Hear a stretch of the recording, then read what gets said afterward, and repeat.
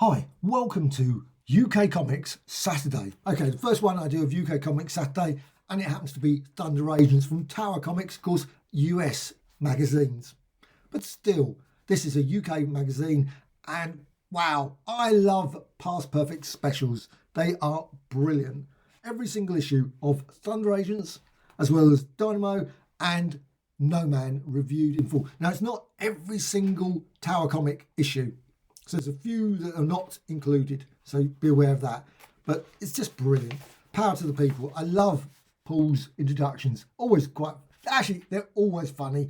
And I think also the comments all the way through are just brilliant. You may not agree with some of the comments. You may agree with the comments. But I generally think I laughed quite a lot just going through it thinking that is a great point. Just picks up on loads of things. You think, yes, I hadn't really thought about that. And that's what I want from a magazine. I want to just be able to go, and also it inspires you to think, oh, I must go out and get that issue, because you read one or two and you think that sounds brilliant, or I hadn't realised that this or that person was in a particular issue.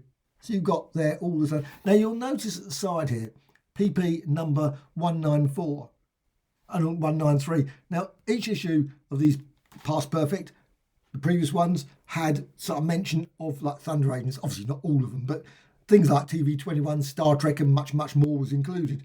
But you had this number 181, 182, but they've all been combined and included in this volume.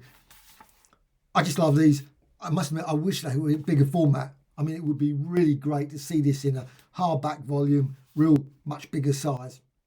But still, all the same, I can't recommend this enough.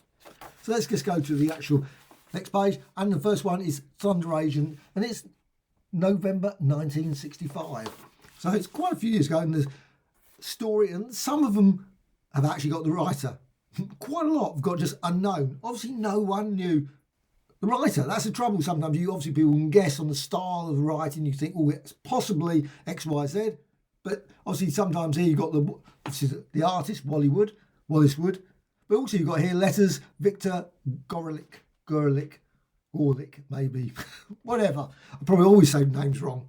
But it also includes here what happens. So you've got the details there. Hall of Fame. It's got the various, obviously, people to start. The Warlord mentioned, Thunderbelt, Invisibility Cloak and Psi Helmet. All seen but not named.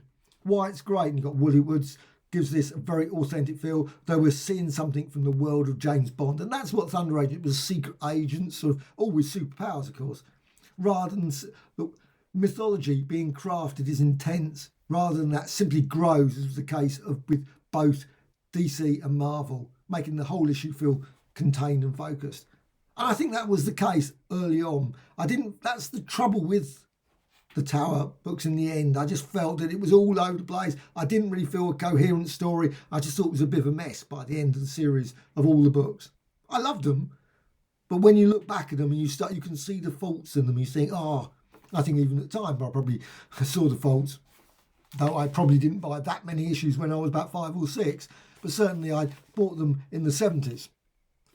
But you got here what it's not, and also the wrap up. And I love the script is a little bit clunky, and that's actually even a better description than what I just said. I think, yes, clunky. And you don't really want that. So the story's got to flow, you've got to feel, and I felt that lots of them did feel clunky. And also another problem, though I love the art, and here's the problem. You can see, now, no one would stand like that. It's just so weird. I mean, great art, but really sort of like he's got his sort of like virtually felt like they stuck him in. You saw it over and over again, similar sorts. He crashed through the wall. There was quite often the same crashing through the wall. You think, or something would jump, whatever. Certain poses that were featured over and over again. The hand would be held up in a particular way, and so like here, Noman, great character. God, I suppose when you look at this and you start thinking, well, that's a bit like XYZ, some of the characters. You've got like Lightning and Noman obviously being sort of like the Vision. Though, was it around that sort of time for the Vision? I don't know. But of course, Invisible Woman, of course, as well. But this one's an android body, average weight. And I love the ability to switch from one body to another. Bit like Battlestar Galactica kind of thing. Just really quite good. That Dr. Dunn, top Thunder agent scientist, volunteered to let his human body die to transfer his consciousness to another android brain. So he had obviously lots of android brains, which he could then sort of upload, I guess, or download, whatever, into. And again, so you've got the crashing through. Now, there's no covers in this, and that sometimes slightly, I would, and maybe there's a reason, I don't know, but it would have been nice to just add little thumbnails of all the covers. Would have been nice. Not on these, doesn't need to be on the page itself, because that might sort of screw up the formatting. I don't know. But maybe at the end, obviously you've got a lovely one there, obviously the Iron Maiden, nothing connected, as it mentions, to do with the actual band, though who knows. But Iron Maiden there, I really loved Iron Maiden. I saw them brilliant back in the early days. And you've got here, Dynamo, and it mentions all the stories that's in each of them. And sometimes they had 4 or 5 stories, and it's great. So every one of them gets exactly the same section: the artist, Dan Adkins, what's Wood, what happens, why it's not, and it just points out lots of things, faults in it. And I think it's great. I found it quite funny just reading through. And why it's great. Sometimes the why it's not great is probably very tiny, because it's not. There was, I wouldn't say lots, but there were some tough stories. I mean, they had some really, you got here Mentor, another character. Again, you can see that sort of weird pose. I love the sort of bullseye like character there.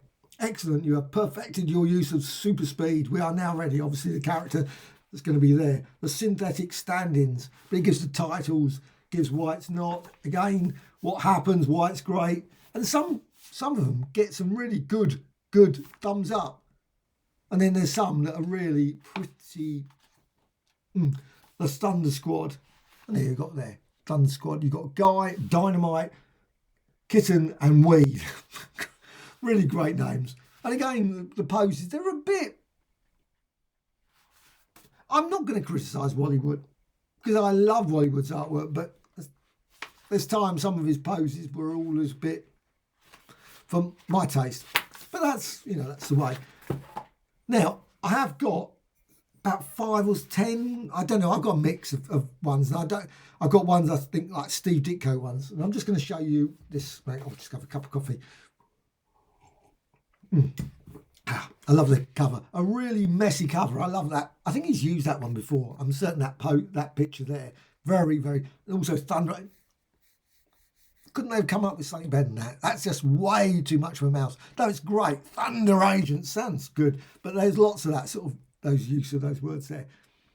You got the Raven, of course, in this. But I think that's the problem for these comics. Though you got a lot for your money, I guess, because it was a sizable one. But if you went to the shops and you saw 2 Marvels and you saw this at 25 cents, maybe you would, I don't know. But still, Tower action series. And there were quite lots of other Tower comics. And of course, there was a series of like Tower books, I think. This one was 66. So you got Dynamo. I mean, look at that. I mean, that I've seen quite a lot very similar. Again, you can see, you flick through it and you can see similar poses. Feels very much like the Astonishing Tales at times when I'm looking through this.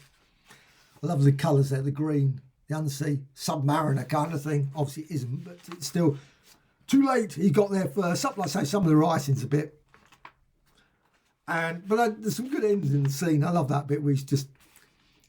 You got Noman there, Thunder Agent. And most of the time, they don't put the artist or writer. There's nothing. You got Wood right the first one, but after that, nothing. You wouldn't know who you guess, obviously, Sikowski, of course, with this one. Lightning, the blue alien. Getting zapped. Sorry, Professor. Those sort of things. And now, quite often the characters would turn up and obviously join forces as well. That's always good. Thunder Agents, Thunder Squad, etc. And you got there again, the Overlord of the Subterranean World, obviously, is that story there. Though, weirdly, why do they call it... that always gets me. Final Encounter, and then the actual book, the Overlord.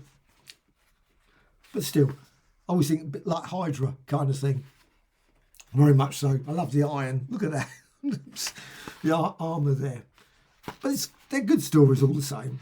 But they did, let's say, they had ones, this one, The Undersea Agent. Now, that's not included in this book. And also Fight the Enemy. On sale now, 25 cents. But this is 104 pages. 104 pages all the way through, and all of them. So you got goes through here. Target, Noman. You've got loads and loads. Again, some of them sound brilliant. You've got Thunder Agents, April 1967, all the way through to the end. So you've got Thunder Agents, and this is issue 14, 15, etc. I'm kidding, obviously, spaghetti westerns that turn Clint into a superstar may not have been released in America, and that's quite nice, but down there, no, down the bottom. But this is a fun, brilliant book. And if you're interested in comics, you're interested in the history of the comics, the Silver Age period, I think this is just brilliant. Paul Ware's bringing up a brilliant selection of just vast amounts of knowledge and information about all these superb comics from that period. UK comics, I say TV action, I don't know, probably TV, whatever, whole range, TV 21, all those sorts of things. And of course, Thunder Agents as well, American ones as well as TV shows and much, much more. I think it's just a brilliant magazine. I really hope these continue because whenever I look on Facebook, and that's where you can see a lot of information. So just go on Facebook and you can find Past Perfect and you can see just stacks of. And also, of course, another great place, eBay. I don't know if there's anywhere else, but certainly they're the main places. I got this one on eBay. I went and got it on eBay and I'm really pleased. It came very quickly as well. That's great. I ordered it, bang, within a day or so, it was here. And what more can you want? It's just brilliant, brilliant magazine. And you can't beat a good old Iron Maiden on the back. I mean, this says name, place of origin, all unknown, called Rusty. Why? Anyway, maybe there's a reason. Anyway, still clad in armour and heading a detachment of men in armoured suits. Later, she returned as the accomplice of Dr. Death. You can't beat that. Or not Dr. Doom, but Dr. Death in this case. That's Thunder Agents. Yes, another brilliant, brilliant issue.